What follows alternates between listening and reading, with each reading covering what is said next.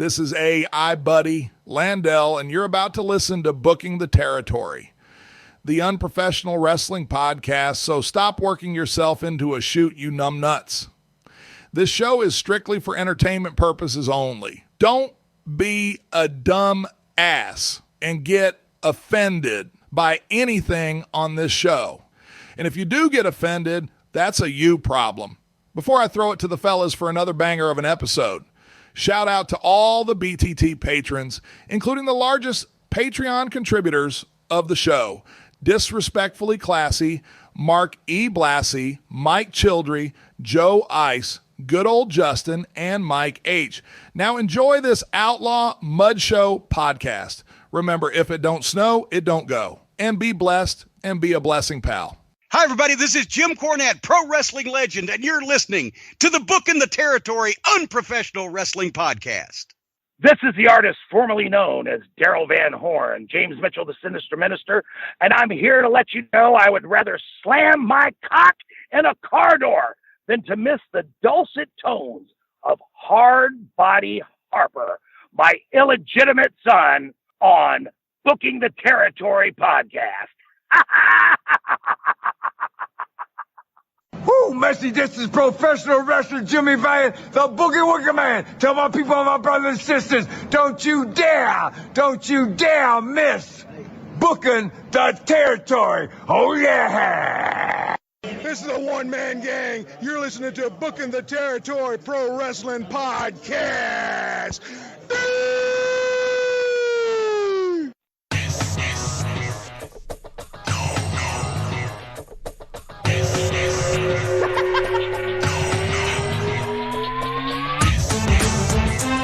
Welcome back, everyone, to this week's episode of Booking the Territory, the unprofessional wrestling podcast. For tonight, we are talking WCW Saturday Night on TBS from June the 26th, 1993.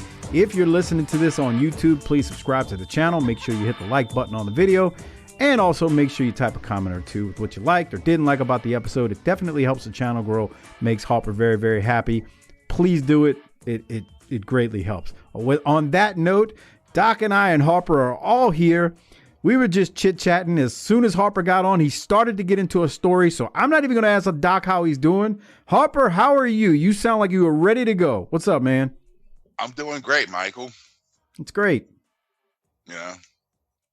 Saints aren't going to the playoffs. Doc's Cowboys aren't going to the playoffs.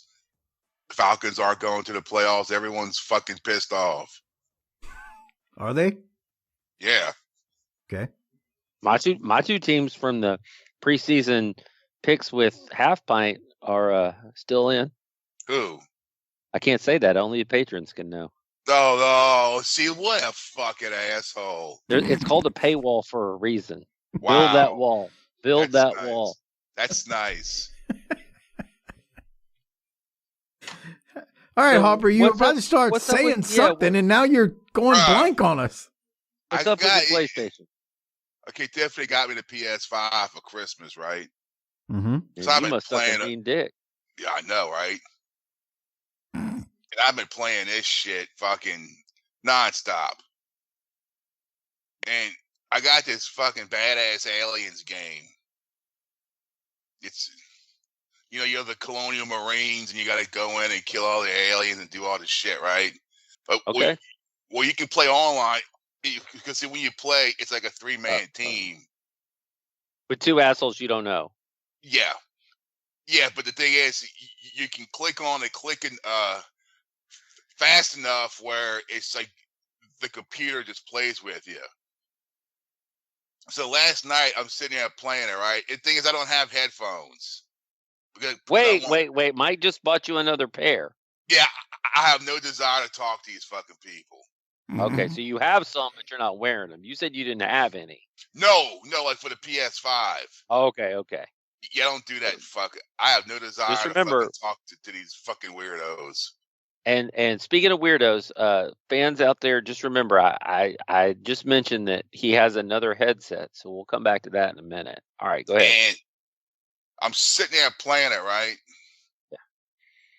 And I could hear a young child's voice. Oh no. And I'm like, what the fuck is that? And I could hear like I mean like a small child, not like a kid like your son's age, like a Did you small Did child. you feel like Brian Pillman when he was banging the bat No, in the? I thought I Okay. was going to have to call a fucking priest. Okay. There's something in the fucking house. I'm like, that is not my phone, and it's not Tiffany's phone. I could barely hear it. Like, and then I hear it. It's like, get the gun, get over there. Whoa. Get over there and get that. So we know it's if it's a young child's voice with saying "get the gun," we know it's a white child, right, Mike? Come on. Continue, Harper. And I realized there's a speaker in the fucking controller, bruh. Yep. And it scared the shit out of me. I just said, fuck this. And I said, bye.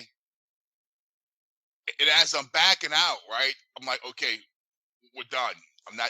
Fuck you. We're done. And I'm backing out. And I hear this little kid saying, oh, I just wanted someone to play this game with. I'm like, no. And I just completely backed out. Like, get the fuck out of here. Why is this fucking controller talking to me?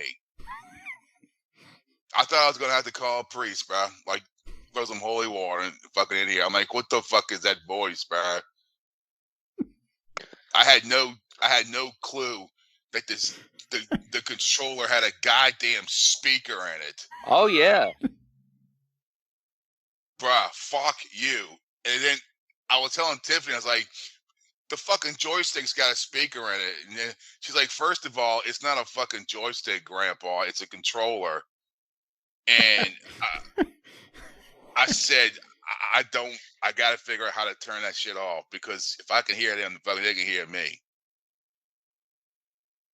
And I don't like that. You know what that means?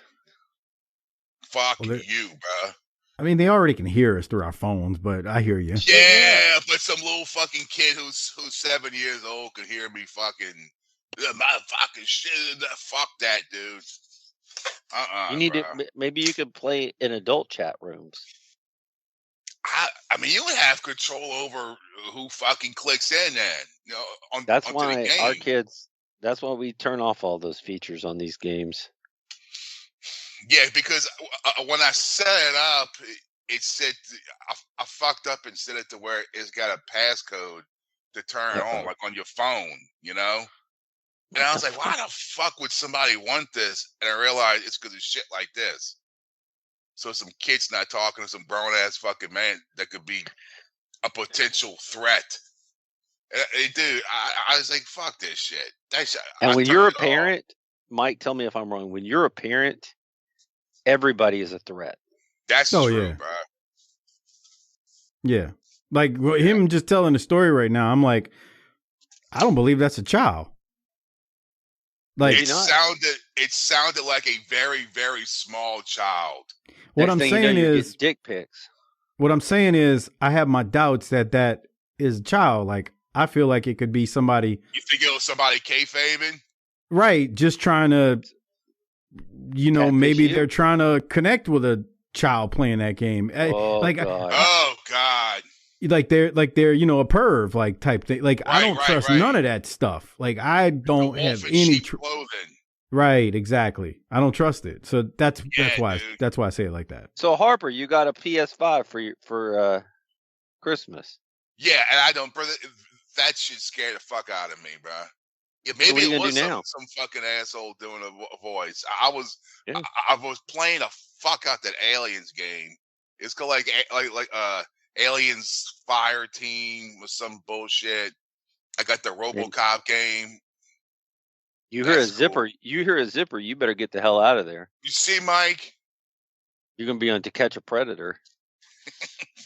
I don't find anything you said funny, Doc. Is somebody with Chris Hansen's gonna bust through the controller and put some handcuffs on. Bro, that show used to kill me back in the day. I remember one time I told. Did y'all ever see the one about they called the Undertaker pervert kid? The kid that's got the trench coat and a cowboy hat?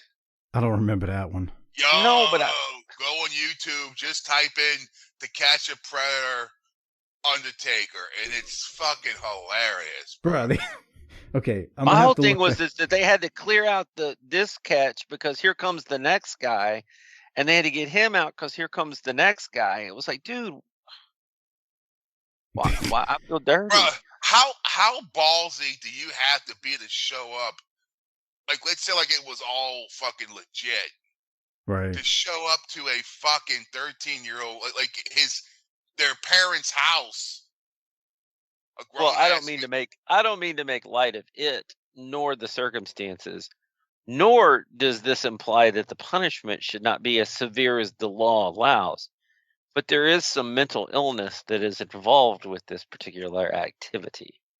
Yeah, but Harper's right. Like you are just that much of a creep and a pervert to like, one, to even, be pursuing children, and two, damn, you just got. I'm gonna drive 98 miles across the state line with a bottle of Jack and an ether rag. What the fuck? Right. Dude. Sick bastard, dude. Just sick. Well, Harper, wait. Also, I got oh yeah. And I got Street Fighter 6. What about Madden? No. Gotta run some offense. I gotta get your playbook ready. I haven't played Madden since that shit was on Super Nintendo, bro. Jesus. Like, it's for real, dude. Yeah, he did, but once there's all these buttons and plays, and no, bro. No, fuck you, dude. You'd be surprised that you don't need the whole playbook to still school a 12-year-old with some just basic coverages. Oh yeah, dude. Fuck, they get impatient and start throwing Hail Marys. They get impatient and throw Hail Marys every play, and I'm like, I can defend this. And then I get the ball and run like 6-yard outs to the tight end, and they're like, "What can I stop this?" Yeah, see, well, I got God of War and Miss Pac-Man. Oh, nice, Miss Pac-Man. That's good. Yeah. Stuff. Now you also apparently have a new headset you're on. Is that correct? Yeah. Mike? Oh, bro, fuck, listen to this shit. Uh-oh. About like last week, dude, it's like 2 a.m, bro. And I'm dead asleep. You got real quiet just all of a sudden. Are you taking off your pants or something? And she's at work, right? And I'm awoken. I'm awoken. Sure. Okay. Yeah. Whatever. We got it. For the smoke alarm going off. And I could smell something, bro. Like something's burning. I feel like somebody's trying to get you, Harper. And I jump out the fucking bed, bro. I fucking run out, and there she is. She's like, I was making a hot dog in an air fryer, and it fucking set the smoke on. Bruh, I was so fucking pissed, bruh. Imagine you're sleeping, dude. You're dead asleep. The smoke alarm screaming, and you smell something burning, right? I'm a homeowner. Yeah. I'm a homeowner. I haven't had a battery and a smoke alarm. Well, I don't want to say how long, but Jesus. Come on. Well, fucking come on. Are you serious? You don't have any your back? You're crazy. What are you got children in the home? What are you talking about? That probably put a goddamn something in a microwave that shouldn't be in there or something. No, my kids wouldn't do that. I'm more likely to do that than them. You're crazy, man. Look. Pull them old smoke alarms down. Go get some new ones. Put them up this weekend. Trust me on this. Yeah, but I know what you mean. Doc. I know what you mean. Them batteries going off in the middle of the night, it pisses you off to no end. I had one wake me up at 2 a.m. one time because it was just chirping, and god damn, I had to go through like 3 or 4 before I found the one that was chirping. Oh fuck. Yeah.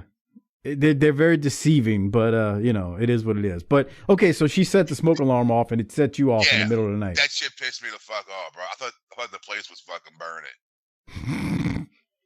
Because I could smell something burning. Bro, she did that on purpose to get you back because of all that Me Tunes you watching. Bro, that was bullshit, bro. So you get full fucking smoke alarms, Mike? I mean, well, code in our state, you got to have them in every bedroom. So that's Yeah, so I mean, you got 4 bedrooms, so that's one in every bedroom, and then you got so fucking each bedroom's got a smoke alarm. Who gets 4 bedrooms these days? Jesus Christ! This show must be making serious money that we're not getting. Okay, Mister, you have 4 bedrooms easily and a whole nother house behind your house, but okay. Anyway, I got a mother-in-law that lives with me, me and the missus, 2 kids. What do you want from me? I mean, you act like I live in a mansion, but yeah, no, you got to have one in every bedroom, and then you got them in you got a good one in the living room. Yeah, I mean, I probably got like 5 of them in the house easily. What? Bro, my dad had one downstairs and one upstairs. That's it. Fuck you. You're not listening to me, Harper. In Texas, code is you have to have them in every room. Oh, so what are you gonna do? Fucking a Walker, Texas Ranger's gonna come in your house? Yeah, I could not have them in the bedroom once I'm in the house, but when you move in, you get an inspection, and they gotta be in the rooms when you have that done. So yeah, I could take them down, but I mean, why would I do that at that point? They're up, so they're there. Whatever. That's bullshit. That's some Soviet Russian shit. Really? That feels like it's infringing on your freedom. Yeah. Oh, don't get me started on this state. Don't get me started on. This is the state of freedom. All those extra taxes, they can at least give you a goddamn smoke. Bruh, right? Do not get me started. I know. Don't get me started. This is the state of freedoms, but they hollow us out nonstop with property taxes. We are hollow. The term they use, freedom is not free. This is what they're talking about, Mike. Right, Harper. I know. You're trying to get me started tonight. But anyway. Ray, come on, man. So you got woken up in the middle of the night due to a smoke detector. Yeah, bro. That was scared as shit. I jumped out the bed like I was a fireman. Like I said, she was doing that on purpose because she's pissed off at you, all that freaking Me Tunes and. I tell you one thing, bro. PS5 is like kind of told Me Tunes, like, you gotta go wait in the fucking corner, bitch. What's your new printer doing for you? Yeah, I heard you got a new printer. Oh yeah, that's right. She got me a fucking new printer. I haven't hooked it up yet because I bought 3 fucking ink jets for the old ones. I'm not gonna use it till I chew up those fucking ink jets. So you went to China for more ink jets when you had a new computer. That's nice. Well, fuck, I didn't know she was gonna buy one. I was like, well, I got like 3 fucking ink jets. Right, he had to have a backup. Yeah, so I bought 3 or 4 of them. I guess you could take them back if you bought them in this country, but yeah, I know, right? Fucking Panthium. I'd have sent them back to fucking China. Whoa! What? That's where that's where they came from. I know, but if you just but anybody could just clip that audio. Like a political thing. Bruh, you're the one who got him started, and then you want to sit there and go, whoa. You started him. I didn't do anything. Who's going to clip that? Senator Chris Harper said they should send him back to China. They should send him back to China. Bruh, you never know. That's what I always say. You never know, man. You never know. Harper, so how was that Arctic Crunch that you got there that we saw a picture of a while back? Dude, that's some good shit, bro. I know Ian Riccaboni's just going crazy over the thought of some cheap expired cereal, but we got to know, what did it taste like? It tastes good. It's like a vanilla Captain Crunch. Ooh, that does sound good. Mm-hmm. It's like the Crunch Berries, but they're all vanilla flavored. Okay. Yeah, it's good shit. An almost 50-year-old man, every time there's discounted cereal, the first thing he does is take a picture, post it on social media, and says the eagle has fucking landed. That's right, baby. But yet, a few months ago, he's telling listeners to grow up. What, dude? Stop buying toys. Why? Because I know how to chase down a good deal. There it is. Bruh, fucking for like 2 days after fucking Christmas, now they got the fucking those like packages of like the Old Spice and it's the soap and the yeah, like the little gift set. Bruh. Yeah, I got a Body Axe one for like fucking $5. That was like $10. I was like, fuck, y'all done fucked up, bro. Y'all done fucked up. I saw that. I was like, you coming home with me, bitch. Bro, dude, I don't want it. Dude, I still got razor blades from last year from the razor blade packaging where like it's the 5 different like Gillette razors. I still got razors from last year from fucking grabbing all those bitches up, bro. Doc, any thoughts? I appreciate his thriftiness. Yes. Yeah, me too. You would never catch me on fucking autopilot. I'm always sniffing around, bro. All right, well. All right, Doc, what else you got? We didn't even ask how you were doing. Oh, I'm great. New year, new me. No. Yeah. No. What? No new year, new me. No. No. Okay. Well, then I guess I'm fine. Thanks for asking. We did have a 5-star review. What were you about to say, Harper? Yeah, we fucking shot off the goddamn potato gun for fucking New Year's. What are you talking about? How was that? A potato gun. You got to explain. They have potato guns in fucking Gentilly. Bruh, what are you talking about? Doc, explain it. It's a gun that shoots potatoes. Okay. Yeah. Okay. It's a big PVC pipe deal, and you spray the fucking hairspray in the back of it, and you close it up, and I don't know how you fucking do it. You fucking use a lighter, right, Doc? Sir, when I was a kid, they shot real guns in Gentilly, okay? Listen to him. Look at you, street cred. The ruggish bone. I'm just saying, man. Stay away from Mike. Yeah, because he's got the little teardrop tattoo under his eyeball. No, sir, I'm not stupid. Yeah, so, bro, we're shooting these fucking potato guns off like at fucking 2 a.m, bro, in this Metairie neighborhood. And we shoot it off, and then we stop, and then you hear, boom, you hear it hit someone's roof. Or someone's fucking car. But that was the best part of the fucking night. If his car would have been the one dented by a potato. Right, these asshole motherfuckers. Right. Yeah, it's a potato. It don't leave a dent. Shit. The hell it don't. Imagine like some guy wakes up the next day to go to work and there's a fucking potato splattered on his fucking windshield. Lodged in his hood. Of his Chrysler. Come on, Harper. Jesus Christ, man. Come on. Let me get this 5-star review read. I got it open right here. This one is from, it's on Podcast Addict. Remember, if you submit a 5-star review, we'll read it on air. This one is from Tony Scarface 215. 5 stars. It says, I've been listening to the show since 2019. This is still the best podcast, period. Not just for wrestling, but overall. It's so much more than a podcast. It's a wonderful misfit army full of hilarity, life advice, and glorious debauchery.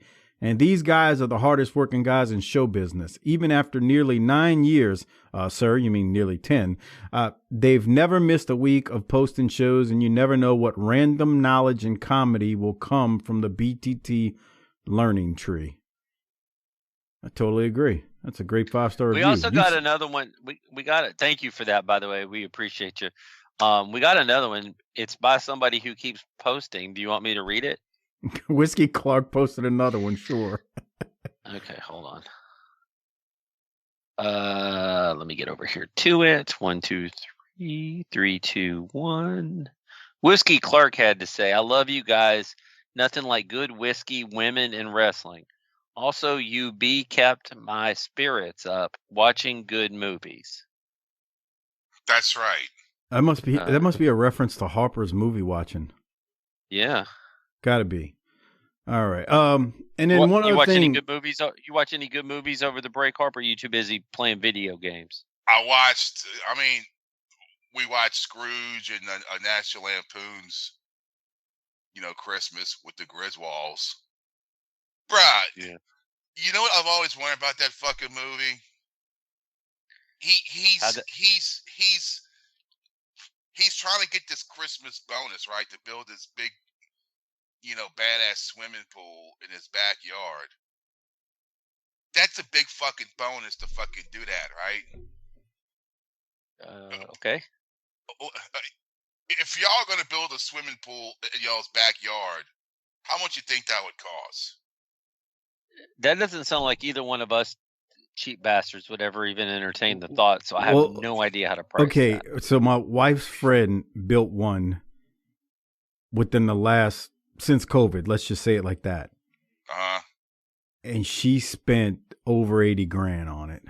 Yes. Jesus Christ. So if his fucking bonus is enough to build a goddamn swimming pool, how much does this motherfucker get paid a fucking year, bro? Okay, so the next thing I was going to ask is what year was that movie made? It was 1989, I think. So you're making a good point. He would have to be making a lot of money to get a bonus that he could build an in-ground pool. That's what I'm saying, bro. What is he, a fucking NBA basketball player? I hear you. That makes no goddamn fucking sense. You got to convince me. So, yeah. And this was not an Olympic-sized pool that this person was having built in Texas. It was a saltwater pool? No. Just a standard old swimming pool, huh? Yeah. I mean, I don't know the exact size. And I mean, obviously you can customize things and, but it was probably middle of the road because I've seen the pool. It's nothing spectacular, but it's also not just a square in the ground or a circle in the ground. It just something decent. You think about a pool with nothing spectacular, but at the same time, I was like, 80 grand. Yeah. Yeah. And then the maintenance for your homeowner's insurance electric bill, the fucking roof. Yeah. Everything. Electric bill, the fucking homeowner's insurance. She told my wife when she's got to warm it during the winter. If you're the man of the house, you're the one out there cleaning all the leaves out. Yeah. You're the only person. Yeah. She told my wife during the wintertime, if they do want to swim, you got to it takes 3 days to heat it up or something. Oh, God. Yeah. I'm like, yeah, hard pass. Yeah, I wouldn't be doing that. Anyway. Well, I can't do public pools, bro. Fuck you, dude. Let's hear this. The world's largest fucking urinals, bro. Fuck you, dude. Like, I used to always see the commercial for the Blue Bayou Water Park, right? In Baton Rouge. That always comes on. And they got all them kids in the wave pool. I'm thinking, Jesus, you're swimming in all those kids' fucking piss. Who the fuck wants to do that? No, it's disgusting that is. Just think of how many of those fucking kids pisses in that shit a fucking day, and you just hey, take a picture of us with the beer, yeah. Fuck you, dude. Go home.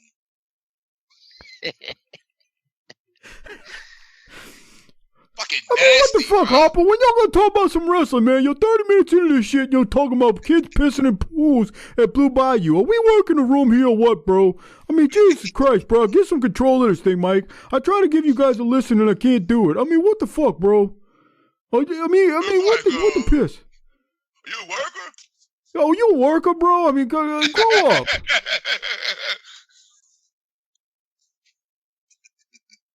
Okay. Hey, I want to mention something real quick. And I got some shout outs too, and then we're gonna get into it. This is kind of a shout out. I want to, one of the things we got to do this year is keep the memory of our good friend Robert Silva alive. And we were talking about him today, Mike. And I was listening to a podcast recently where they mentioned something, and I thought to myself when they were mentioning it, I thought, man, that sounds like something Silva said 5 years ago. And so what they said is how they were putting over Luger's 1989 for being great. Now, when we got to the end of 88, Silva told us, he's like, man, I know y'all like to bust on Luger, but he had a hell of an 89. Y'all wait and see. I can't wait to hear y'all talk about that. And he was right. and Luger did, and Silva was the first one that was saying that out in the world. I'm not putting down the other podcasts for saying it. I'm just saying it. When I was listening to it, it reminded me of him, and I thought I'd say that just so that we keep his memory alive on the show. What do you think about that, Mike? He mainly was telling you that because you would be hard on Luger every week. Like you would damn near buried him. And then you finally came around. I came around when he started performing well. That's what we do here when we call it down the middle, motherfucker.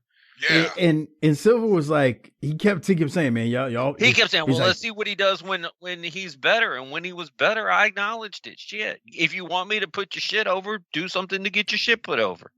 Okay. The young bucks of the podcast world over there.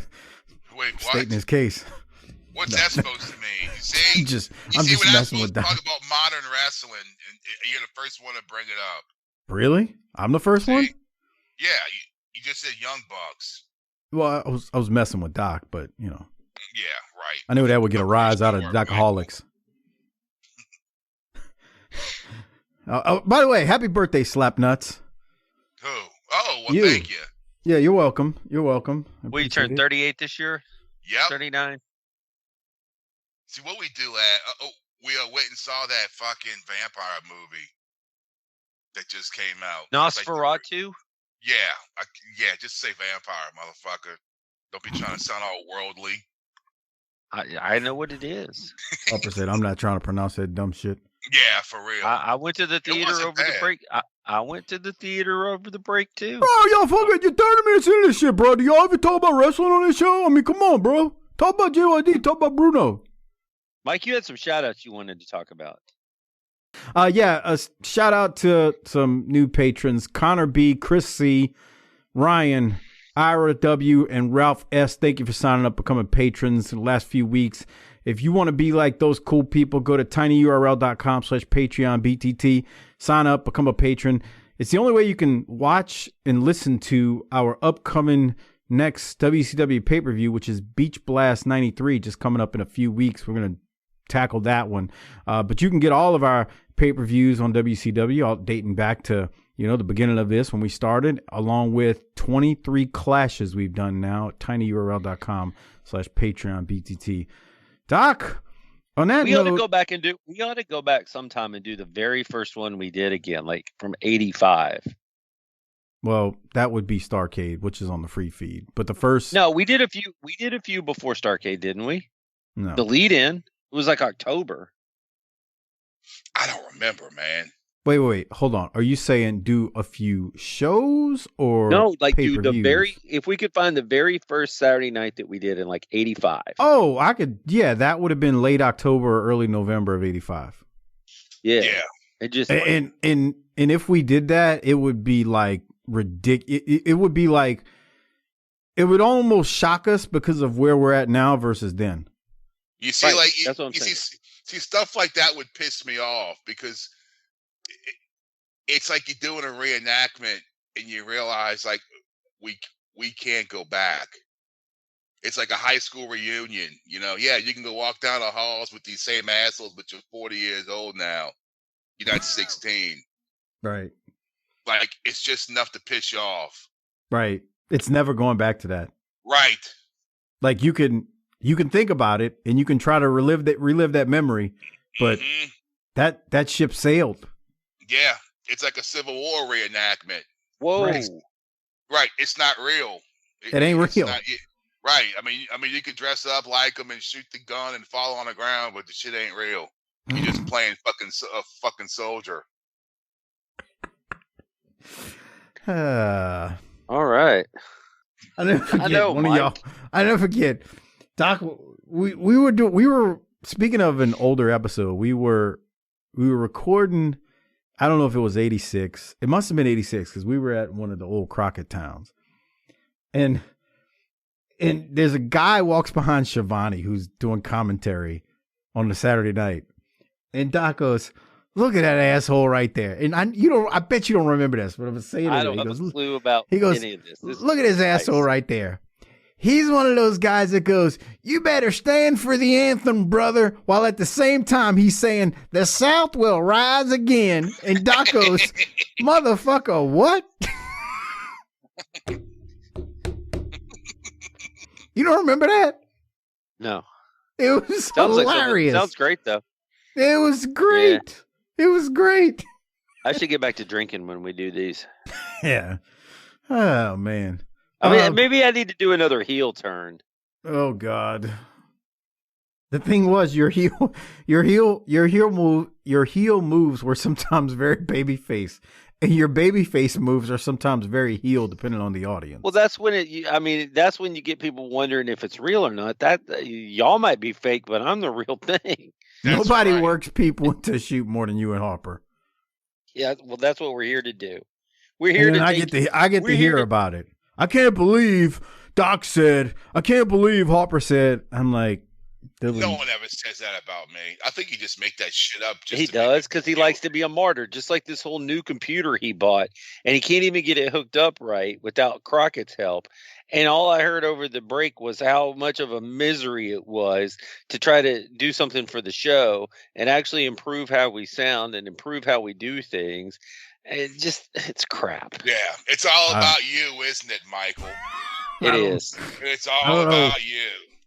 I don't know what Doc's talking about. I don't know what you're talking about, Harper. But we're 40 minutes into this show, and nobody's talked about no wrestling. We're still working the room. Yeah. Right. Okay. Okay, well, let's talk about wrestling. We're talking about June 26th, 1993, the day that we finally find Cactus, right? No? Maybe? Boy, just wait. I can't wait for Harper to see this.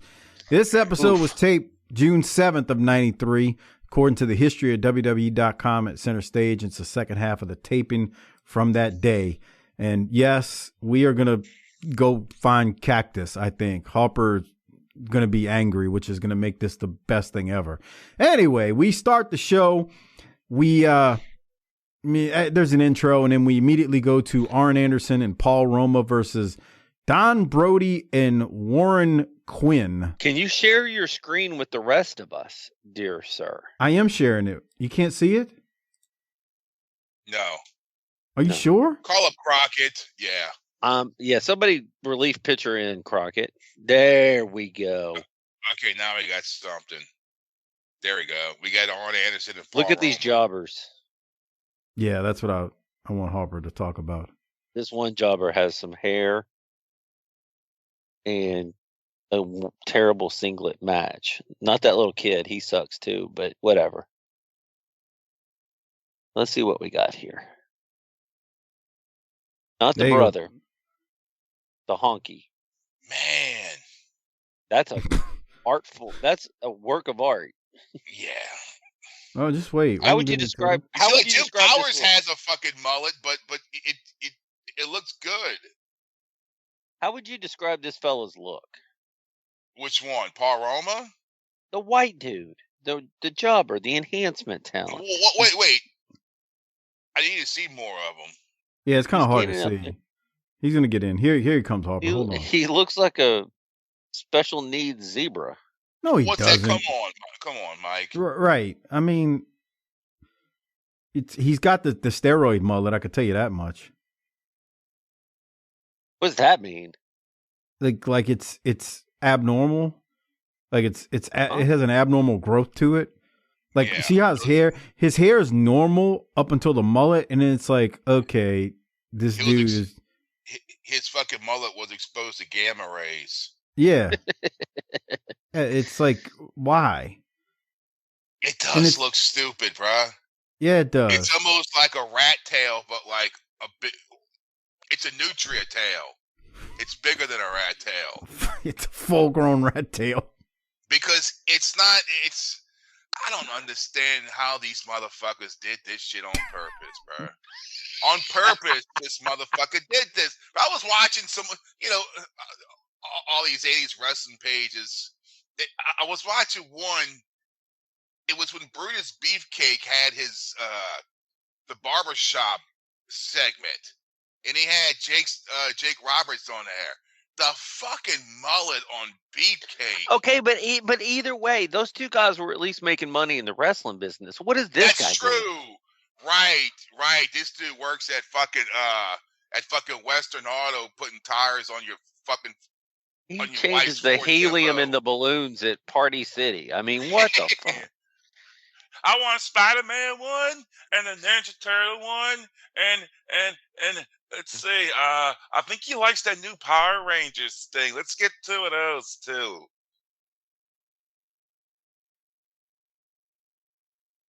There we go. I don't know what else to say. Man, that mullet's pretty good. How long did mullets stay around, bro? Because I'm thinking by this, maybe I'm just looking back at it wrong. By this time, I'm thinking fucking mullets were fucking done with, but apparently not. I'm watching this shit. No, primetime Brian Lee had that thing in Smoky Mountain Wrestling but that till was the in end. Smoky Mountain, bro. Those assholes. What are you trying to say there? Bro, Smoky Mountain, bro. Fucking Cornette probably paid them with fucking Confederate money. They were so backwards.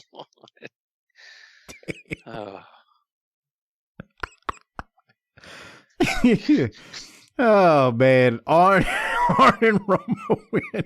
Where was that line when we were doing Smokey? I'm just saying, but they were so backwards. He probably like, I got a $5 from Alabama. I got a $10 bill from Tennessee. Here. Because they used to have that. Because I used to have the replica of that. You're not the only one. I remember that from when we were in school. Mm-hmm. We got I had a few replica of various denominations. In those different states. Yeah, it was really, it's, I mean, it was normal back then to like see the replica, but now when I think about it as an older person, I'm like, wow, I had the replica of the Confederacy money. I don't know. It's, they used to sell that shit at like every like Civil War battlefield where my dad would drag us to, and this is where General so-and-so took a shit, and then they would always sell that stuff in the little fucking gift shop. And we used to, isn't it still open down there, the Confederate Museum? I have no idea, Michael. I'm sure it is. Because dude, this is how you know you grew up in the South. They took us on a field trip there. Yeah. Oh yeah. So there was the Confederate Museum in New Orleans back then. Because I'd have to look it up. I don't know. I was probably 8 when I went there. Anyway, you would go, and then you'll go to the Battle of fucking New Orleans, the fucking and fucking Chalmette, fucking where that happened. Yeah, that's mandatory. I drive by that shit all the time. Fun times. Yeah. Doc, did you have anything from Anderson and Roma? They won real quickly. Roma does not belong. So I was listening. I did go back and listen to the Orange Show during this time period when they announced Roma, and he made it sound like he liked Paul Roma. It just was one of those things where it was like, it wasn't his fault. Like he just push pause was right in there.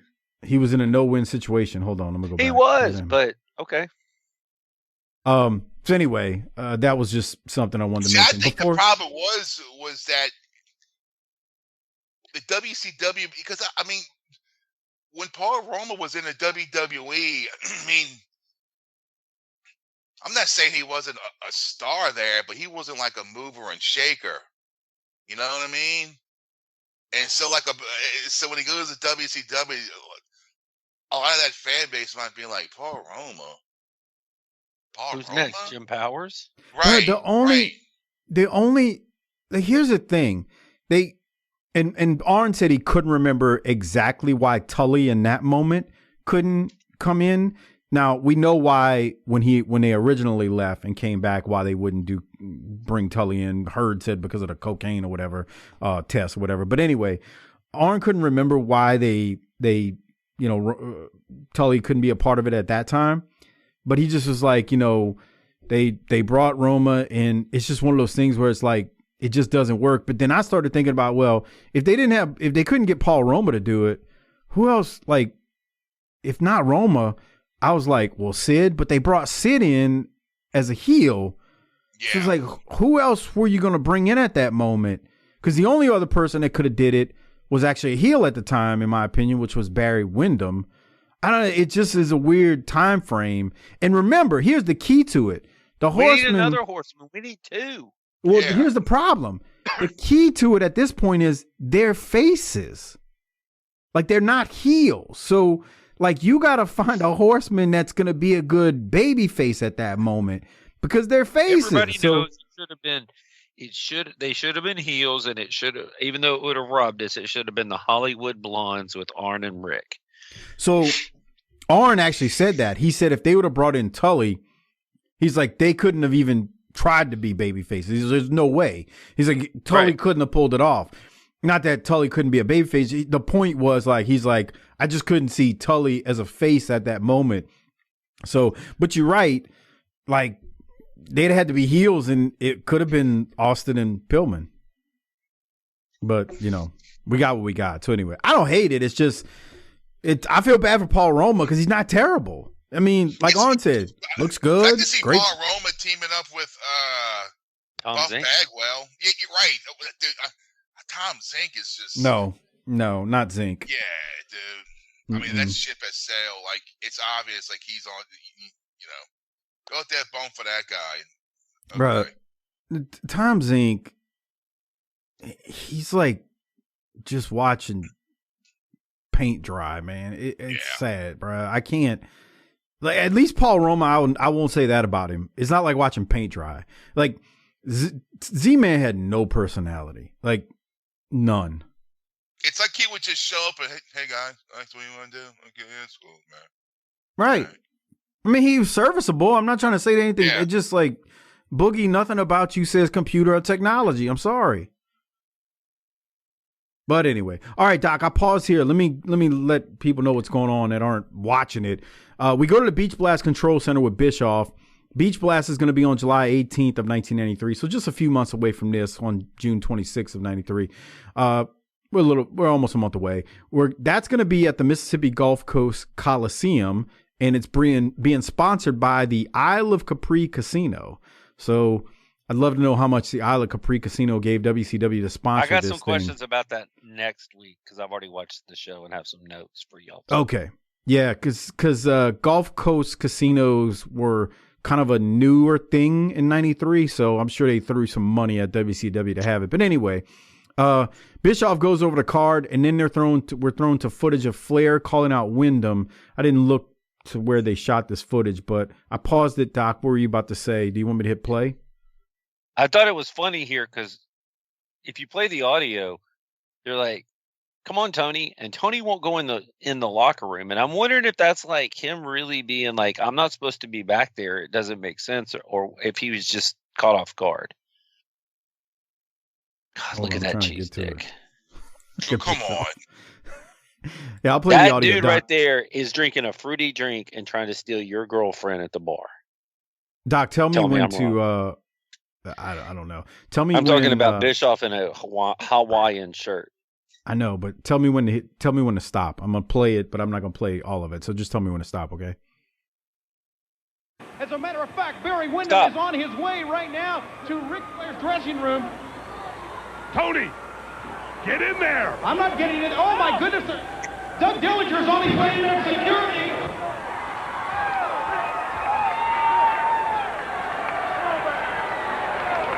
Come on, Barry Windham! We can do it right now! Think they could have got Flair or Mike that work? In the ring and still here in the dressing room is Barry Windham, and there he goes! Barry Windham, NWA World Heavyweight. Why wouldn't Tony? It could be as simple knowing WCW as his microphone didn't reach, but I just wondered that's what I thought. If there was some reason why he wouldn't go in there for real, like I'm not supposed to be in there. That's not for me. I don't want announcers in there. What? But just I was going to ask y'all if y'all what your thought. I got a feeling the cord. I got a feeling the cord didn't reach. Yeah. The way he was standing. I don't know. It made me think that, but I don't know. Now he's going in there, so maybe not. True, huh? You see? Yeah. I guess he was scared. Maybe he got it caught on the around the corner like you used to with your grandma's phone. He probably got it caught on Robert Fuller's dong. You know, that thing sticks out. Whoa. What is that supposed to mean? I mean, he's got a kickstand. What do you mean? What is it supposed to mean? How do you know that?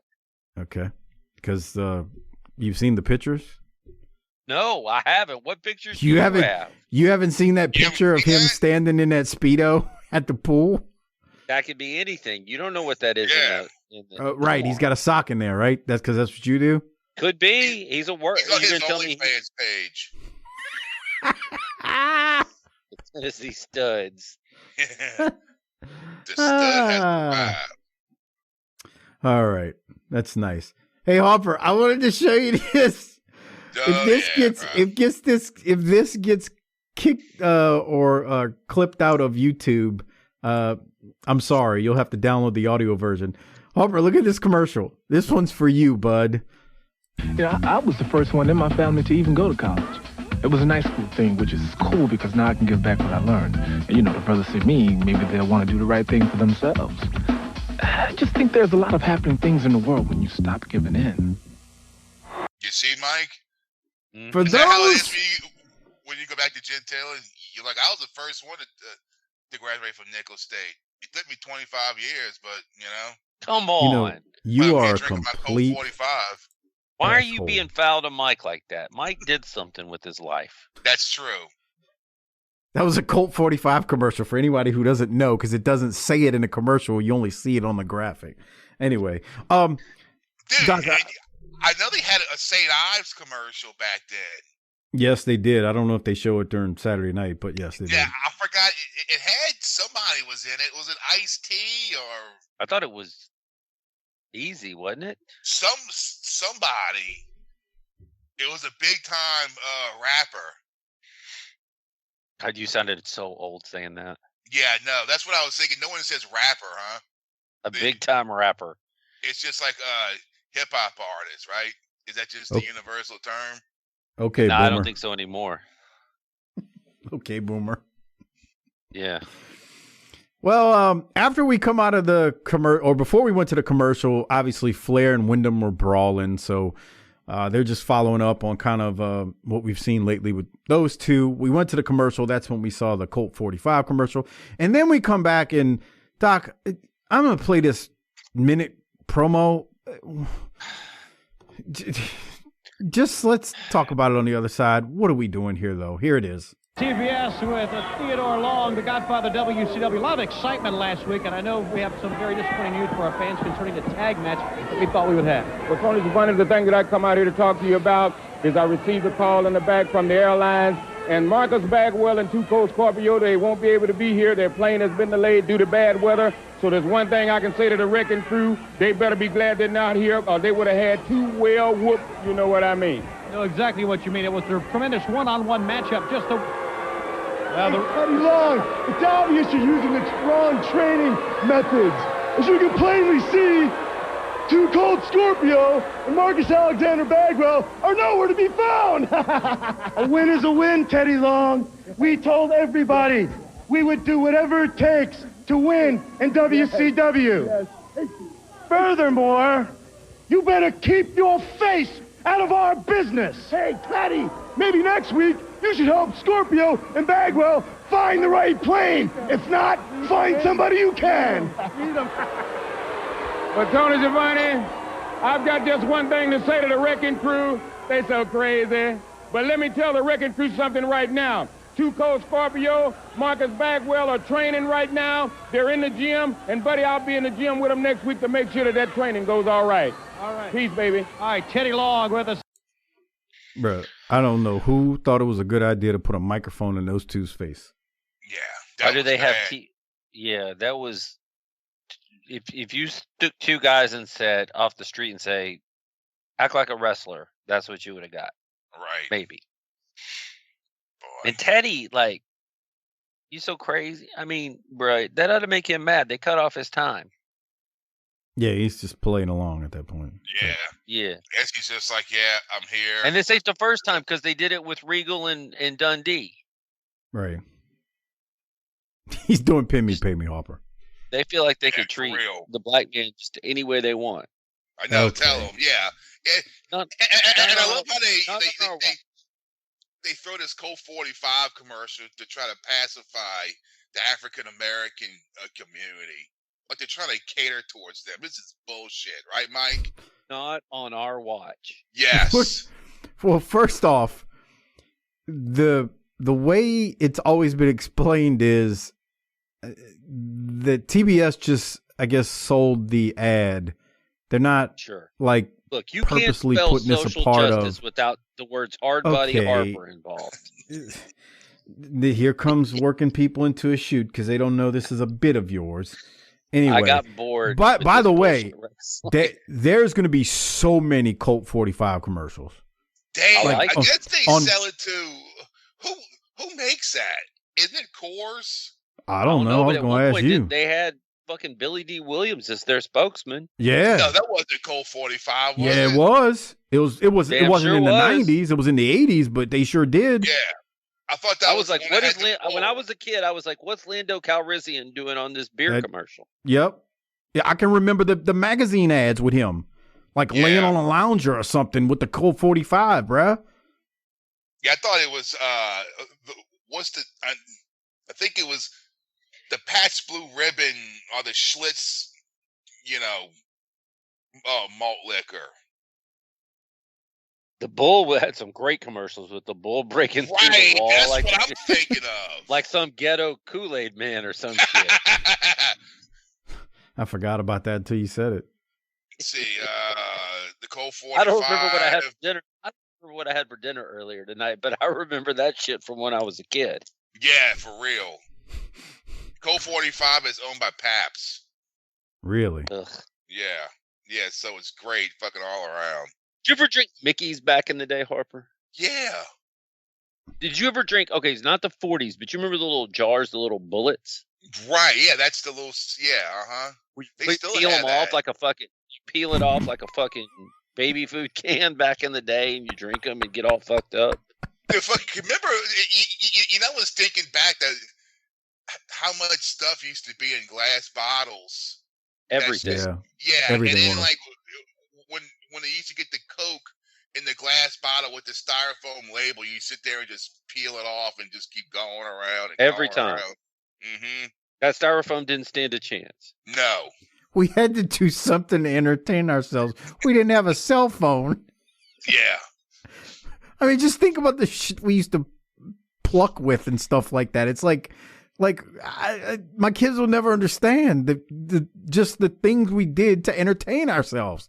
That being one of them. And you go, what? You peeled a wrapper, the cellophane, or not cellophane, the foam. Yeah, but you had to see how wrapping. thin of a ribbon you could make to make it last longer. Right, Exactly. that's what I'm saying. Like it was like its own game because you didn't have an electronic device. It just I mean, we did dumb stuff like that, bro. Like, I don't know. I was trying to explain pull tabs to my kid one day. He's like, "What?" I was like, "Yeah, the can." I was like, the soda can, like the way it opens now, and you push the little metal piece back down. It was like back in the day, it was literally like a pull tab. Like you picked it and pulled it off the can. It was freestanding. Completely. Yeah. It didn't stay on the can. You pulled the whole thing off and you threw it. I mean, it was like a pull tab. I don't know, man. Dude, my dad would tell me back in the day, like when I go to Biloxi or Pensacola, because that's what people would drink. He said you had to wear fucking shoes, bro, because those things were all over the place, and they would slice your fucking foot open. They would slice your foot. My grandpa used to say the same damn thing. He's like, bro, do not walk outside. He's like, you'll step on a damn pull tab, it's true, bro. They were all over the place, bro, because people drank a drop. They pulled the pull tab off and threw it out the window, man. Yeah. Anyway. Imagine back in the day, you used to just throw shit out the window like a fucking Coke can or fucking anything. Yeah. Nobody I'm done with this cared. bag of Doritos. Bro, before the 90s, everybody was a littering some buck. Yeah. Because that's when the like that ad started with "Don't litter." Like you started seeing it on like containers, like put me in my proper place. They started on the college campuses. Look, I'm not advocating we should throw stuff out the windows. No. People are listening to me. Like, I can't stand that. Don't be a fucking asshole. Right. Yeah, leave shit. Fucking garbage can. leave places better than you found them. Bro, Exactly. It's like Harper always says, bro, how hard is it? Just throw it in Pick the up trash after can. yourself. Yeah. Just next time you're in just throw it in the trash can. Like, it ain't that hard. And if there's not a trash can right there, then, put it in your car and get home. Yeah. right. Stuff Wait, it in your pocket till you get home. Yeah. Good God. All right, Doc. Max Payne, Dave Hart. Max Payne 1. I got nothing from it. Well, his shirt says Damage Incorporated. Like the Metallica song? Yeah. Is that a Metallica shirt? No, it's a Max Payne shirt, but it has a Metallica song title on it. But Hello, me. Yeah. We had this place around here called Bongos. They had 2 of them. They had one on Vets and Metairie, and it was one on Decatur in a quarter, and they sold all those metal shirts and shit. That place Traders closed Village. Now? Is it closed now? Traders Village.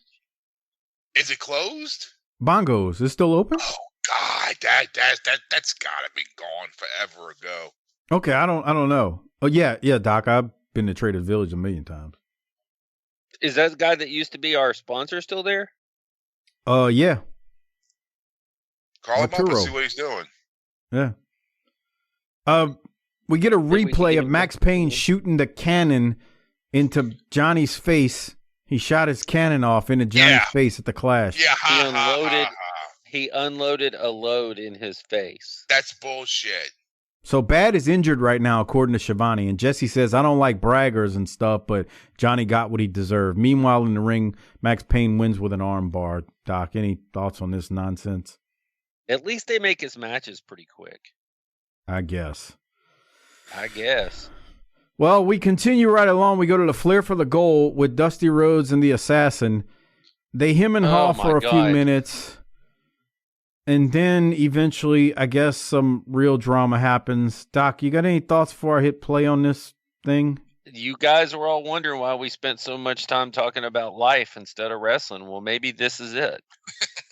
There it is. Dusty. I've fast forwarded a couple of minutes in this Flair for the Goal to get to the meat of it, if we can even call it that. Well, look at Flair.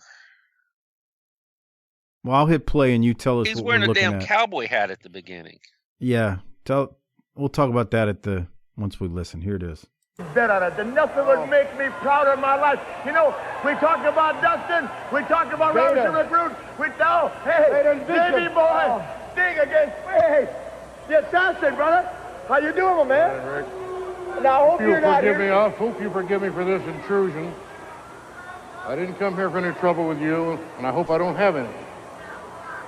I came here because I heard you were going to have Dusty Rhodes on this program. Who might you be, Jelly Bean? Now, I know you're not Dusty Rhodes. Who are you? Some kind of a Dusty Rhodes imitator or something? Because if you were the Dusty Rhodes that I know, that I've had all these battles with, you wouldn't be sitting there on your duff. You'd be across this table, man, and you and I'd be swinging. Because we've got a lot of issues that need to be settled, and you know it. Maybe, just maybe, all this high living up in that big 12th floor penthouse office. No, Dust. Give me your watch. Go ahead, give it to me now. You asking for it? Those flames. Give it to me. Get over here. Bruh, I got to stop it for a second. Harper, look at Flair's get up. Flair looks like This is what Doc was talking about. I'm going to keep playing the audio in a second, but look at Flair's get up, Harper, with the boots. This looks like a fucking fever dream. You got Rickus dressed like the worst cowboy ever. And then you see the assassin, who's this big, an older guy with this mask on. It looks like he got stung by bees, like the kid from fucking My Girl. This shit looks like some kind of Mexican language TV show that I would turn on and not know what they were saying. Yes. Like, what the fuck is going on here? Yeah, bruh, what the fuck? All I know is that girl that comes on every couple of minutes is hot, but other than that, I have no idea what I'm watching. For real, dude. But it's so hard to. You just got the way Rick looks. with the jeans shirt tucked into the jeans, and the jeans pressed and tucked into the boots, and the white hat. To me, the assassin's what doesn't make sense. He's like, I don't want any trouble. Why'd you show up? Of course you want trouble. Did you hear? I love Rick goes, oh, Big Dust, give me your watch. That was awesome. That was the best part of all this. All right, I'm gonna hit play. We'll watch it. There's not much more of it here, but we'll watch the last minute of it. Here it is. Give me your watch. Give me your watch. Go ahead, give it to me now. You asking for it? Those flames. Give it to me. Get over here, please. Competitiveness that used to run rampant through that body. At one time, you were one of the toughest guys I ever knew. That's why it's got to be settled between me and you. Well, let me tell you something, Cream Puff. Oh, it's gonna be settled between me and you. Yeah, that's it, guys. What you need to do, Jelly Bean, you need to call your mother. No, wait a minute. Just don't. Because I had a nice long conversation with your mother, and you need to discuss with her what she and I talked about. Oh, man. You know, as much as I hate your guts, I'm going to end up doing you a favor. Don't do it. I'm going to rekindle those old competitive fires, and I'm going to get a man back in that suit instead of a jelly bean. And I know just exactly how to do it. What are you talking about? You ain't going to like it, What are you but talking I know about? how to Are you do it. trying to play And I'm going to family with me? You take it You're any way talking you about my want. family. You take Who it the hell are you? You're talking about take it any way you get want. out of here. Don't grab the back. You want to talk about me? All right, Harper, you got to tell the people what you were laughing at just now.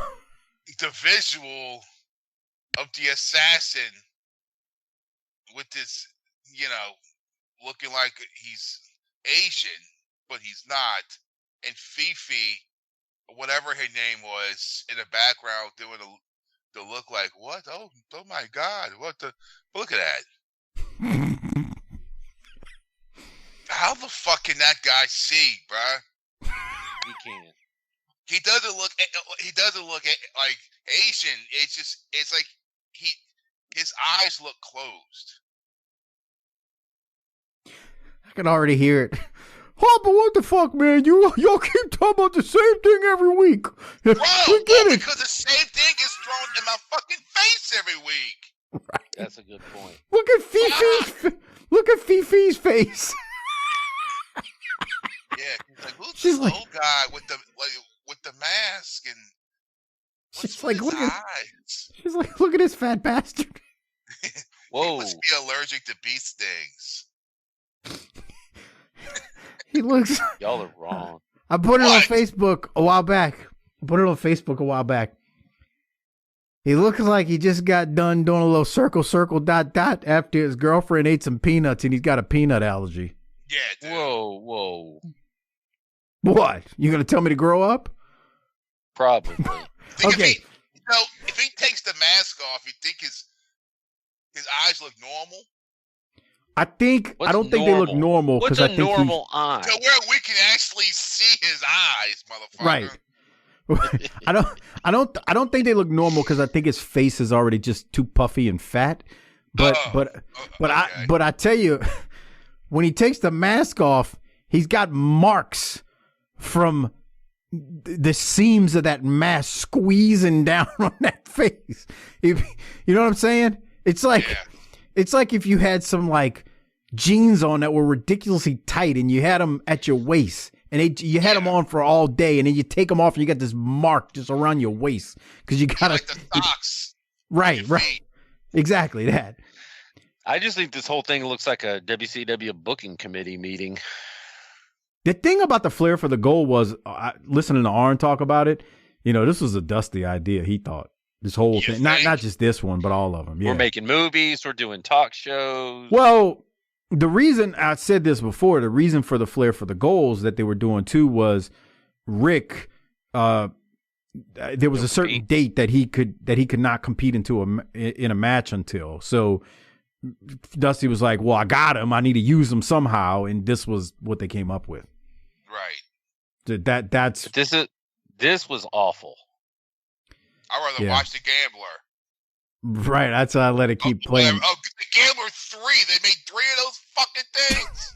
Why not? Jesus Christ. They're cheap to make and shitheads will watch it. That's true. All right, I guess there's no other thoughts on the Assassin and Dusty's Flair for the Goal segment. Nothing about him says Assassin. Now, I get it. Back in the day, that's a different story, but we're not back in the day. That's the problem. The thing is, bro, his promos aren't bad. It's just not going to go nowhere because it's two old, out-of-shape dudes. Yeah. It's like no payoff. So they're doing this, and it's like, why? Just why? Anyway, yeah. All right, well, from there we go to Sid Vicious and Vader with Harley and Colonel Robert Parker versus, they don't even show these two jobbers' names. And I'm not being disrespectful. They literally don't tell us who these two dudes are. So anyway, they're obviously, Vader and Sid are going to win. Doc, any thoughts? It's pretty quick. It was quick. As it should be. Yeah. Yeah, I mean, it's Vader and Sid beating up two guys we don't even know their name. All right. Well, after that, Harper, well, this is I'm going to call it the main event from Let's go see Swampy. I remember that. You remember that, Harper? Football, yeah. That was an arcade game first. All right, Harper. We've been looking for Cactus. You think Harper ever wandered away from his folks into an arcade and they couldn't find him, and then he got in trouble because he was gone for like 3 hours playing video games? Yes, that happened in Gatlinburg. See, there you go. I knew it. Of Christopher, course. we were worried sick about you. You can't just run off like that. That happened a lot. Yeah. I can't Harper, help it. refresh my memory. Did you say that when you were younger, Daddy Harper had a station wagon and they used to pile y'all in there like the Griswolds? Yeah, my mom it was the last full-size station wagon Plymouth made. It was your standard with the fake wood grain on the side, the whole fucking 9 yards. It was like maybe like a 77 or something Plymouth Grand Fury station wagon. And that, bruh, I remember being hot. It was always hot, bruh. Because it's summertime. Fucking hot. Yeah. And then the thing is, remember how the seat would fold down, right? Well, it is flat, right? And I remember it being, because I was so small back then, I could actually just sit back there and chill with the seat folded down. And I remember it being so hot because it was metal. And I remember I was like, fuck, dude. And with that fake fucking AstroTurf shit. Yeah. I was like the back of the seat, bro.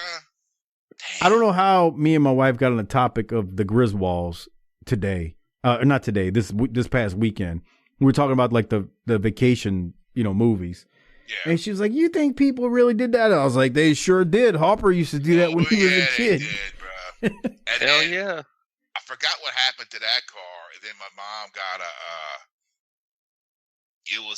I guess a late, maybe like a very, like a 1980 or 81 LeBaron, but it was a sedan. It was your standard full-size Chrysler sedan for that time with the red vinyl roof. Look, remember when that was a thing? Yes. Yeah. How stupid is that shit? Because it's going to fucking, the sun's beating down on it fucking every day. It's going to come off, bro. And then you'll look like an asshole. Hey, by the time that shit peels off, we'll already have their money. Who cares? Dude, they had red vinyl roofs that cracked. Yep. And they had the red vinyl fucking seats that were hot as fuck in the summertime. And those little fucking Larry Bird fucking shorts you used to wear back when you were a kid. Oh my God. Yeah, and you would sit in that back seat. It was holy fuck. You know what I was thinking about, bro? Remember back with fucking car keys? Yes. You remember you would start it up and it'll burn your fucking hand because it was all metal. The metal, yeah. So when you put the key in, the thing you had to turn, the ignition was that hot metal piece. Yes. and you literally had to take a napkin or something, or damn near a pot holder to turn it because it was so hot. Y'all sound a million years old, and that makes me sad because I'm older than both of y'all. Yeah, no, it's the little things like that, and then like I think like in the '90s, that's when it turned like plastic, where the fuck it is. Yeah. They made it hard plastic so they wouldn't cook you. Well, Mike, we need to see Swampy here. Speaking of adventures in the Griswolds, well, we've been on an adventure lately, looking for Cactus Jack, who we can't find, and all roads have led us to Cleveland recently, and well, Jesse and Tony are going to throw us back to Catherine White, who's once again looking for Cactus. And Harper, please pay close attention here. Here it is. So much we've been following the compelling story of Cactus Jack, a man injured, taken out on a stretcher right here at the hands of Big Van Vader on WCW Saturday Night. Then we go to try to find Cactus Jack. He was checked into a hospital, went home, then had to be checked into an institution. Catherine Wright, our reporter, went to find him. He wasn't at the institution. He wasn't at his house. Then, based on a couple of clues, she went to Cleveland to the streets. Last week, she lost some money, but still did not find Cactus Jack. She's going back again this week. I think the woman's crazy. She could find Saddam Hussein easier. Let's take a look at Catherine White, her attempts to find Cactus Jack this week. Come on, I ain't got all night. Well, maybe I do have all night, but you don't. Can't you move that thing a little faster?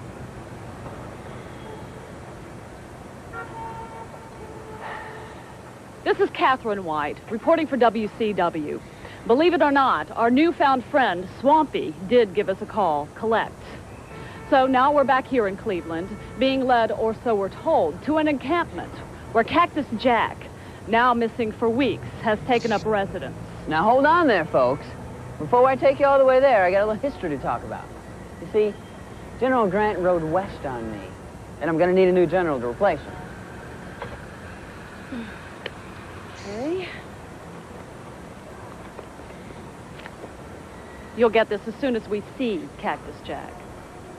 You're learning. But you already saw Jack. I hear he helped you get your purse back. So that was Jack? Yep. He's a real do-gooder now. Fancies himself protector of the neighborhood. You'll see for yourself. But I ain't guaranteeing you're going to like what you see. Come on. And though I've spent most of my years at sea, I've learned that life on land is really just the same. Oh, some would say, no, matey, it's very different. Out there on the ocean, your horizons are unlimited. While here on land, you can see only as far as the next rise. And while it's true that from a crow's nest, you can see farther than most of us will ever see, from a clear horizon, every point looks the same. Most of the time, we can't even see where we're going. But that doesn't mean we're not getting there just the same. And so the journey itself becomes as important as the destination. On board a seagoing craft, you learn lots of lessons about loyalty and honesty and bravery. Lessons like never leave your shipmates behind, women and children first, and the captain always goes down with the ship. Jack, Cactus Jack. Why do you call me by that name? Oh, I see, Swampy. He told you my name was Jack, but I'm just a simple sailor with no name. I'm afraid Swampy's a bit adrift, too much shore leave. There's your Jack. Now where's mine? Oh. I told you weren't going to like what you see. I'm out of here. And where might that be, matey? To the bottom of a bottle? I liked him better when he was a wrestler. You can always come to me for money, but not to spend on alcohol, Wendell. I hate that name, Jack. Doesn't the name Cactus Jack mean anything to you? Oh, some have called me that name before, but I'm afraid they're sailing by a different compass. There must be someone out there who looks like me. There ain't nobody like you, baby. And who are you? Look, lady, this is my house. I'll ask the questions. Who are you? I'm a reporter for the WCW, where the man you have your arm around used to wrestle. Well, I hope you learned some wrestling moves working for the WCW, because if you don't get out of here, you're going to need them. Bang. Now, keep an even keel. Don't go raising your colors just because you don't like the cut of her jib. Did you say bang bang? Come on, baby, let's get out of here. I ain't gonna let nobody bother you. Look, you better stay away from here. This place can be dangerous.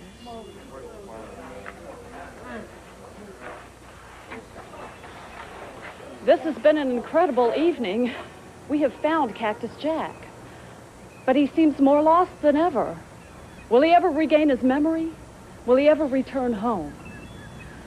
And just who the heck is this Bang Bang person? This is Catherine White, signing off. All right, Harper, any thoughts on whatever the hell this was? Why do you call him Wendell? Is that like Wendell Wyndham type of deal? I never thought of it like that, but...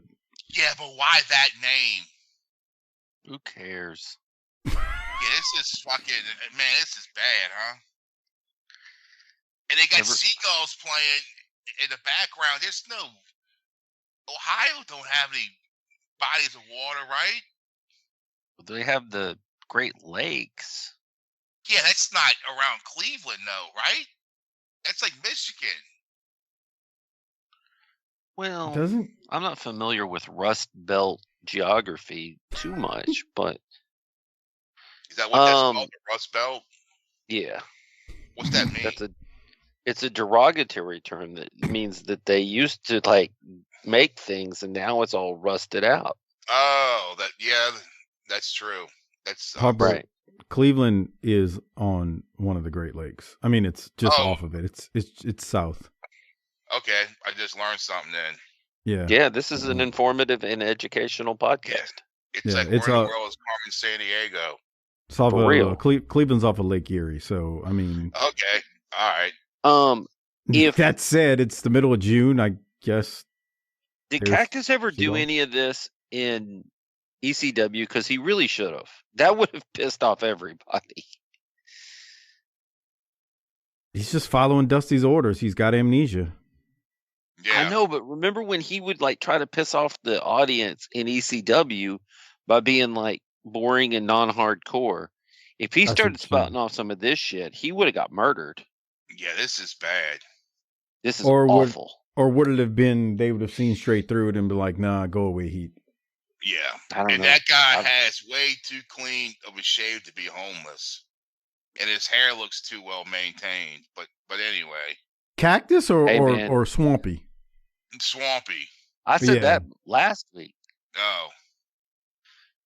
Look, he's got him a piece of ass named Bang Bang, though. So can we be too mad at him? That is true. It is funny seeing Cactus without the beard, though. Yeah, it looks like a whole different person. If you had somebody back in 1994, Mike, that said, hey, I got this girl I want you to meet, and you go, cool, what's her name? And he went, well, she goes by the name Bang Bang, you'd have been all about it. You would have been, where's she at? Well, she's working at Onyx tonight. My first thought would have been, this is a rib. Even then? That would have been my first thought. Yes. You were no fun even then? Well, I mean, you're saying the 90s, dude. I mean, I was in wrestling in 96, so. I said 94. Oh, 94? I don't know, bro. I was always pretty skeptical. Unless it's a flat earth or aliens or something like that. Aliens and Bigfoot in the 90s, you probably could have got me on. But anything else, I would have been like, nah. Okay. Yeah. Anyway. Yeah, my dad, he was the one who that some bitch thought Bigfoot was real. I mean, he said, "Oh, you gonna tell me, they've got every inch of land mapped? I mean, come on, mean, think about it. Who's to say there's not a big old gorilla out there somewhere?" I'm like, well, they do have big gorillas. We see them at the zoo. Well, you know what I'm talking about. No, I don't. And you need to stop being disrespectful to your old man and just listen to what he has to say. You might learn something. Right. Jesus Christ. This is beyond terrible. It's like a bunch of stoned high school kids got together and had a cable access show on at 2:30 in the morning. And it's like, this is ridiculous. So what was worse, searching for Sting and Davey Boy somewhere in the Gulf, in quotes, or that? Why does one have to be better than the other? Both can be shitty. I'm not saying one has to be better. I said which one is worse because they're both bad. I think this is because at least that had some wrestling premise to it. As flimsy as it might be. I think the Cactus thing that we saw this week is worse. And the reason I said it is that the whole search for them in the Gulf, middle of the Gulf, somewhere in the Gulf, as the graphic said. At least we could kind of laugh at that. We didn't even chuckle at this nonsense. There's nothing funny about it. No. All right, well, we'll continue. We go to Ricky Steamboat and Ron Simmons versus Paul Orndorff, who is the current TV champ, along with Dick Slater. Tony is talking about what just happened with Cactus, and Tony says, next week, Catherine is going to return to see if she can find out more, and hopefully she can help Cactus regain his memory. So I guess this woman is not just a reporter. She's some kind of shrink or psychiatrist, and she can hypnotize him. I don't know. She's going to try to jog Cactus's memory. That said, Doc, let's go to this match. Your thoughts? Orndorff is the only one of these four that has any active juice going. That's a shame because I like them all. Yeah. Well, Ron's just had his nuts cut off. Of course. And we talked about that, and it's not, not his fault. Yeah. Ron, you go to high school with him? These are four tough bastards, though. Oh, yeah. This is a good match. It was fine. I mean, it's because they don't have it heated up. These guys heated up that it wasn't as good, but the match was fine. It's just, first of all, coming off what we just saw, you're like, what the shit? And you're still trying to get that taste out of your mouth. Harper, did you step away and take a dump? He had to take a dump. Oh, just had to step away and take a call. I asked a question. I guess you weren't there. What was worse? Them searching for Sting and Davey Boy in the middle of the Gulf, or the Cactus thing we just saw? Oh, the whole fucking boat blowing up and everything. No. Oh, you thought that was worse? That has to be worse than this. I don't know, dude. At least we could have laughed at some of that stupid stuff. This stuff was just... But that shit probably cost more money. You think it really paid? It cost a lot of money to get the little half-pint fella to swim around with his floaties on and his fins and his shark. I mean, they fucking blew a boat up. Did they? Look, you and I were thinking the same thing, Doc. This is just a fucking Cactus. You can do anything with a green screen and a little bit of special effects. That's not 1993. They are a TV company. Bro, I don't think they blew up a boat. I don't either. I don't think they had a real explosion. I think they used a stock image. Right. Like I was thinking like maybe they got that footage just from somewhere else. Yeah. You know how that works, Mike? Yeah. You can get that kind of shit anywhere. Or in 2025 you can. Well, they are a TV company. Well, we're getting old, dude. It's 2025, man. Jesus Christ. It's almost over, man. 40 years ago was 1985. Jesus. How you feel about that? That is a freaking scary statement. Yep. I feel old about that. I feel old about fucking everything. When you go, man, I was double-digit age in 1985. It's like, whoa. Damn, Mike. Yeah, man. I'm pretty soon. I'm gonna be crossing the 50 barrier, and you'll be right behind. Doc's already there. Damn, dude. It goes downhill fast too. Yeah, I turned 50 this year, man. Don't let them lie to you. It's a trap. Don't turn 50. Don't let them get you. Don't turn 45. No. Like this old man told me one time, it beats the alternative. It does, but barely. Yeah. No, I don't know. No, barely. I look, if I could sign up for 95 right now, I would. Man, you told me the other day you were thinking about ending it all in a Burger King cooler somewhere. Nobody said that. You're like, man, I'm so down on my luck. I don't think it even has to be a Burger King anymore. Yeah, you just go to like an Arby's. Yeah, it can be an Arby's. Wow. Okay. All right. The finish of this match, Steamboat's leg is getting worked over. He makes a hot tag to Simmons, though. Simmons comes in. He's taking care of things. Slater and Steamboat lock up. Slater gets a figure 4 on Steamboat, but Simmons makes a save. All 4 end up in the ring. Slater and Simmons collide, and Steamboat rolls up Slater on the collision. So 1, 2, 3. Steamboat pins Slater, and Steamboat and Simmons end up winning by pin. It was an all right match. I mean, I don't know. This is a funny episode, and I don't mean funny in a good way, and I'll leave it at that. Doc, any thoughts before we go to the closing promo? I mean, there's nothing wrong with this, but this whole episode is off. I think you just said it, so there you go. I don't hate it. It's just what I hate it. You didn't hate it. It was only an hour. Yeah, but it was an hour. It took an hour off my life. It was and 2.5 hours now since we've been recording, if you think about it. Yeah, but that's different. We've been having fun. All right.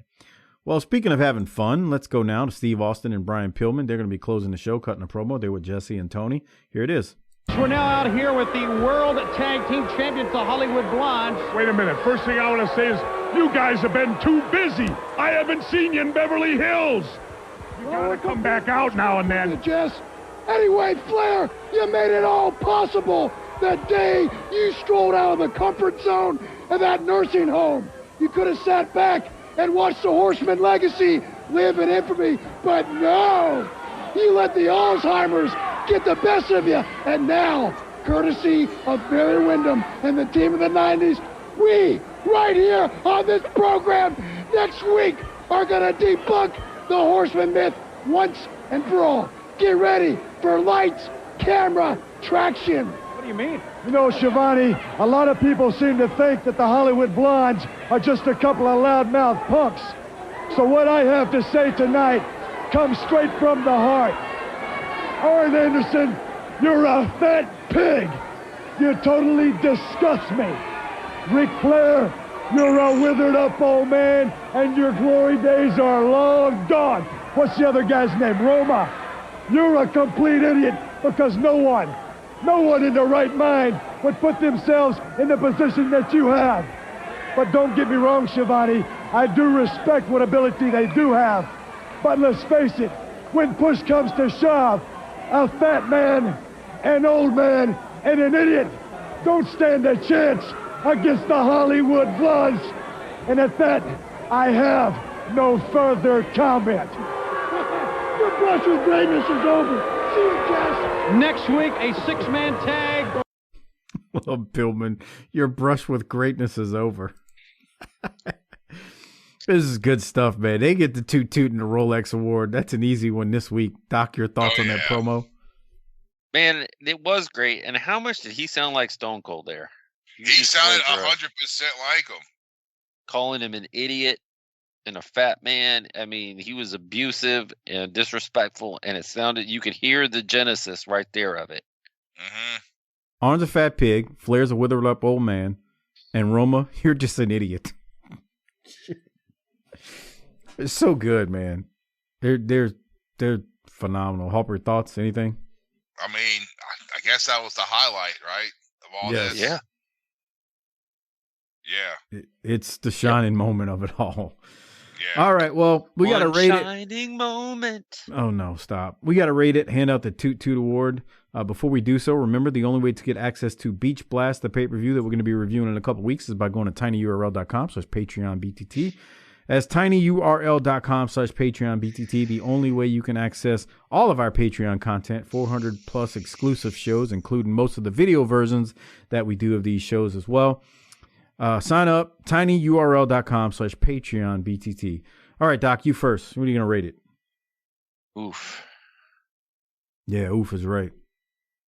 Oof, but maybe not as bad as some people may think. And since I called this shit down the middle, it's going to be correct when I do. I think a lot of people would expect an F. I don't think it's an F. I'm going to say a D+. Okay. I'll give it a C- just because of Pillman and Austin. Yeah. I give this a C- because, I mean, it was an hour. So. Which is 42 to 44 minutes without commercials. So. Yeah, so it wasn't a bad watch. So then it leaves the Rolex or Toot Toot or both. Doc, I got a feeling you're giving it to the same thing I did. Well, I'm going to give mine specifically to Austin here. Pillman's great, don't get me wrong, and he's usually been great, but I thought Austin hasn't been the strongest promo in the world in this run. But that was really, really good what he just did there, and certainly shows the ability that he has with the stick. Yeah. The stick, huh? Would you go to high school? Yeah, I went to school with it. Oh boy. Hey, Harper, who you gonna give yours to? Toot Toot. I guess to these two, right? I guess Steve Austin. That's what I did. What about Bang Bang? No. Bang Bang. But she looked dirty, huh? She did. Like she had like if your soot name all over her face. If you're a girl and your name is Bang Bang, don't you expect her to look a little dirty? Oh, come on, grow up. Well, you expect her to act dirty, not look it, you know? Oh, but she's homeless. Hey, Harper. So? How would Dman describe Brian Pillman? Brian he was underrated, you know. Everyone gave him shit because of his size, but he was a good athlete. I mean, he played on Sundays. So what the fuck does that tell you? The guy can go. I want to ask him what he would think about Steve Austin, and I can imagine D-Man going, "Oh, Williams? Hey, Williams is the best talent ever." You mean Williams, bro? I mean, you could just see it, bro. There's a legend in the making right here, bro. This is it, dude. It's just like the Big Bang Theory. This is where it all happened, bro. It's just the beginning of it. Williams? You go to high school? I wish I could have been sitting next to you when he said, Calloway had the best gimmick ever. Who? Calloway? You mean the Undertaker? Yeah. Ah, boy. All right. Well, that's how this week's episode of BTT and Saturday Night on TBS from June the 26th of 93 wraps up. Before we get out of here. What are we going to do about this? Yeah. What's bad? Maybe we should make a call up north and see who can help us. What are you trying to say? Maybe we should get no, not that far. Maybe we should get the Huckster on the phone. The Huckster. The Nacho Man. Those skits. Oh my God. I'm not sure that this show needs to keep going much longer. We got a little Michael. We got a little time before the Huckster comes in. Something needs to happen because this is god awful. Bruh, when that Dungeon of Doom stuff with Hogan happens. That's what I'm saying. Like, bro, we're not even at that point yet. So it's like the 13 stages of hell, dude.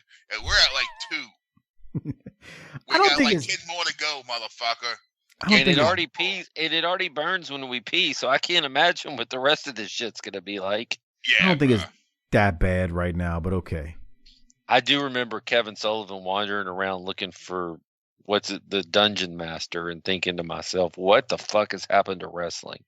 Dude, I just remember like Hogan and the Dungeon's lair, and I was like, yeah, what's happening here? When he and Savage beat 12 guys in the doubles cage, I'm quit, by the way. Oh, that was the killer of part about that is where that happens in relation to the actual explosion with the NWO. Like, it's not that happens in February, maybe April. I can't remember. Watching that. Me too. I rented the damn pay-per-view. Right? Yeah, I think I remember. Like, someone had to rent it, or it could have been when fucking Randy had the box with the chip in it. There it is. Over there with him. Randy makes an appearance. Well over an hour into it, Matt Wilson. We got old Randy in here, or old Randy Watson. No, that nonsense that was not Slamboree. That was uncensored 96. With the I said double some uncensored words. I said some uncensored words when that shit went down. Bro, that shit was so dumb. It was so stupid. Oh, and we get to cover that pay-per-view. Can't wait. Can't wait. I know. Book it. All right. On that note, I think we're going to get out of here. Doc, anything else before we throw it to Harper? Hit the tag. Man, I'm all kinds of blown up. Yeah, let's roll. Well, nobody told you to take 16 hours in the intro. We were having fun. We're trying to give our listeners a quality product, unlike this wrestling company we're covering. Oh, that's a good point. All right, Harper. Well, you know the drill. Time for us to get out of here, man. Why don't you hit the tagline? Let's roll. Book it, biatch. This is A.I. Eric Bischoff. No, I am not the real Bischoff. So don't work yourself into a shoot like these useful idiots in the wrestling media field. With that said, congratulations on making it to the end of this week's show. Don't forget to send your comments about what the guys discussed tonight to Luke Hawks on Facebook and on Twitter or X or whatever the piss they call it now. The rumor is Luke likes answering BTT fan mail. Also do the guys a solid by liking the show's Facebook, X, and Instagram pages. And don't forget to like and retweet or repost the show on all social media platforms. Lastly, become a BTT patron member where you get tons of extra shows. You can join at tinyurl.com/PatreonBTT. Until next week, piss off dipshits. How the piss do you people listen to these useful idiots? These dipshits think they're fucking funny, but they ain't fucking funny. And somebody needs to tell them that. This goddamn show needs more Dman and less of dipshit, Doc, hard-boiled Harper, and this vanilla ice Snoop Dogg, mumble, mouth, Mills. You have to be an imbecile to find these three fuckers entertaining. Fucking clown show.